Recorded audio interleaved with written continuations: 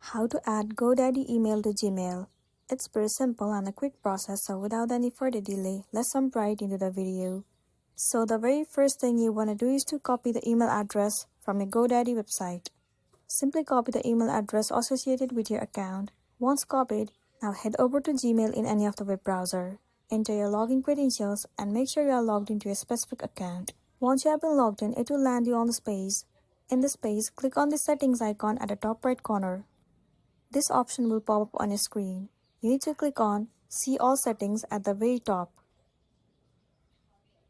You will land on this page. At the very top, you need to move into Accounts and Imports. Now, if you zoom in the screen, you can see the option of Add an email account. Click on it. It will be landing you on this page.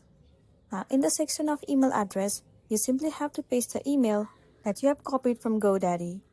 Once you have pasted the email, click on Next, and then email address will be added to your Gmail account, and then you will be good to go. So that's a wrap for this video. If this video helped you, give it a like and check out our next tutorial. Thank you.